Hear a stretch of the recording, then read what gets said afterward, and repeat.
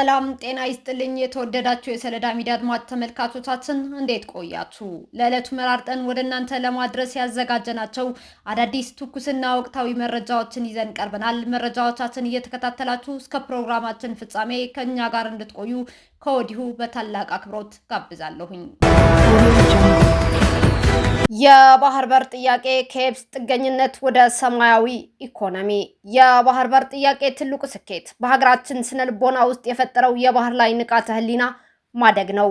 ለሶስት አስርት ዓመታት ያህል ኢትዮጵያ ባህር በር አልባ ሀገር መሆኗ የፈጠረባትን የስነ ልቦና ጫና በመስበር አሁን ላይ እንደ ሀገር የባህር ኃይልን እንደገና ከማደራጀት ጀምሮ በዓለም አቀፍ የባህር ላይ ትራንስፖርትና ደህንነት ውስጥ ቀጥተኛ ተዋናይ የመሆን ህልም የትውልዱ አዲስ መናገሻ ሆኗል።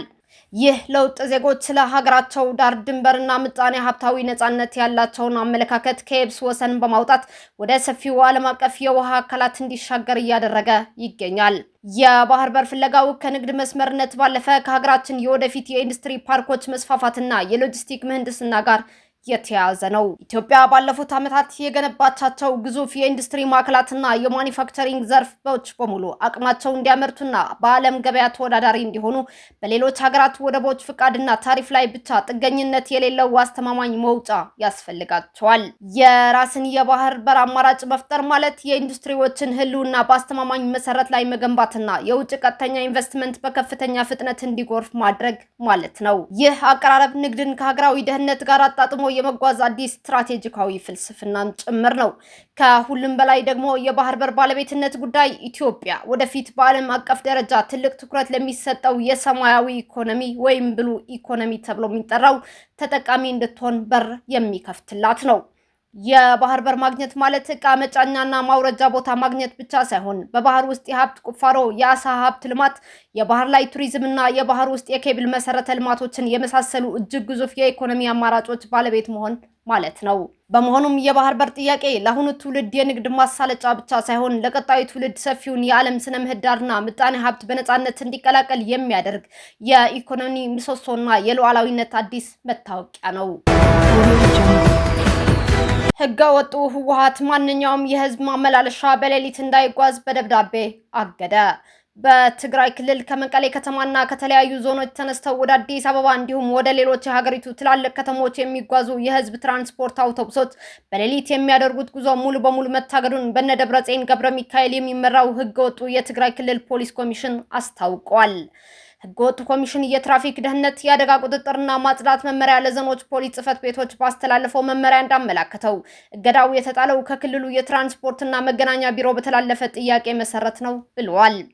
ፖሊስ እንደገለጸው የህዝብ ማጓጓዣ አውቶቡሶች በሌሊት ህዝብ አሳፍረው መጓዛቸው በትራፊክ አደጋና በህዝብ ደህንነት ላይ ከፍተኛ ስጋት እየፈጠረ ይገኛል ብለዋል። ከዚህ በተጨማሪ ይህ የሌሊት ጉዞ ለህገወጥ የሰው ዝውውር መነሻ የሆነ መምጣቱን የሚያሳዩ ቅሬታዎች ከህዝብ በስፋት እየቀረቡ መሆኑን መመሪያው ጠቅሷል። ይህንን የጸጥታና የትራፊክ አደጋ ስጋት ለመከላከል ሲባል ማንኛውም የህዝብ ማጓጓዣ ተሽከርካሪ ከምሽቱ 12 ተኩል እስከ ጠዋት 11 ተኩል ድረስ ጉዞ ማድረግ የተከለከለ ነው ብሏል ህገወጡ ፖሊስ ኮሚሽን። እገዳው ከሰኔ 18 ቀን 2018 ዓ.ም ጀምሮ ተግባራዊ መሆኑን አስታውቋል። የዚህ ህገወጥ መመሪያ ኃላፊ አቶ አብርሃ ወረደ እንደገለጹት የህዝብ ጉዳትን ለመከላከል በየአካባቢው የሚገኙ የትራፊክ ፖሊስ አመራሮች አባላትና አጋር አካላት በጋራ በመተባበር ጥብቅ ቁጥጥር እንዲያደርጉ መመሪያ ሰጥቻለሁ ብለዋል።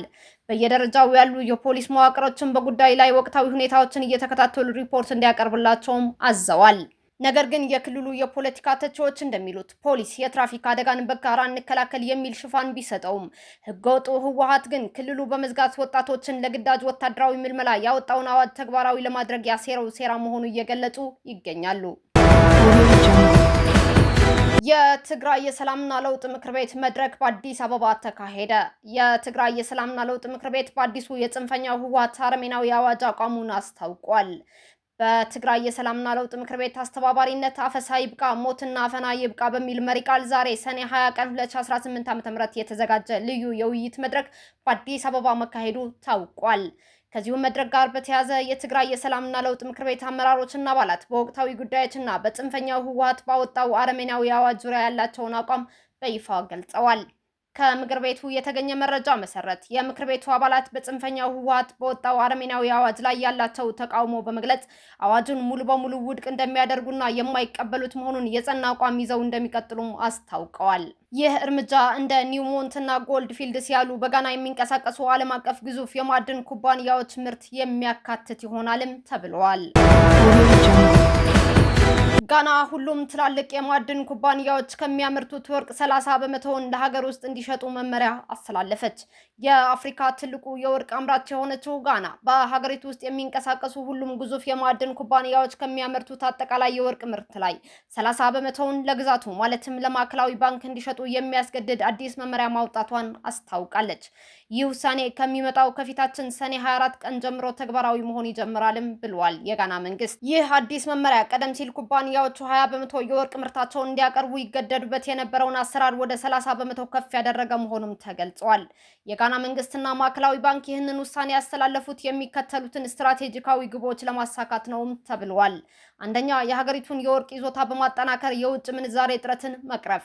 ሁለተኛ፣ የወርቅ ግብይቱን በሀገር ውስጥ ገንዘብ በሴዲ ለመፈጸም በታቀደው መሰረት የገንዘቡን የመግዛት አቅም ለማረጋጋትና እንዲሁም ሶስተኛ፣ የተገዛ ወርቅ ለውጭ ገበያ ከመቅረቡ በፊት በሀገር ውስጥ እንዲጣራ በማድረግ በዘርፉ ያለውን የሀገር ውስጥ እሴት ታክሎበት የመሸጥ አቅም ማሳደግ መሆኑንም ተጠቅሷል። ይህ የጋና ውሳኔ የወጣው በአሁኑ ወቅት በዓለም ዙሪያ የሚገኙ ማዕከላዊ ባንኮች ባለው ዓለም አቀፋዊ የኢኮኖሚ አለመረጋጋትና ጂኦፖለቲካዊ ውጥረቶች ምክንያት የወርቅ ክምችታቸውን በከፍተኛ ሁኔታ እያሳደጉ ባሉበት በዚህ ሰዓት ነው። ወርቅ በአስቸጋሪ ጊዜያት አስተማማኝ የሀብት መጠበቂያ ተመራጭ ንብረት በመሆኑ ጋናም ይህንን እድል በመጠቀም የኢኮኖሚ መከላከያ ግንባዋን ለማጠናከር እየሰራች ትገኛለች። ይህ እርምጃ እንደ ኒውሞንት እና ጎልድ ፊልድስ ያሉ በጋና የሚንቀሳቀሱ ዓለም አቀፍ ግዙፍ የማዕድን ኩባንያዎች ምርት የሚያካትት ይሆናልም ተብሏል።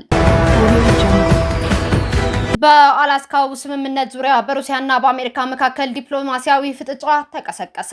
የሩሲያ የውጭ ጉዳይ ሚኒስትር ሰርጌይ ላቭሮቭ የአሜሪካ አቻቸው ማርኮ ሩቢዮ ባለፈው ዓመት በአላስካ በተካሄደው ስብሰባ ላይ በሩሲያና በአሜሪካ መካከል በዩክሬን ጉዳይ ላይ ምንም አይነት ስምምነት አልተደረሰም በማለት የሰጡትን መግለጫ ያልሰለጠነ ሲሉ አጥብቀው ወቀሱ።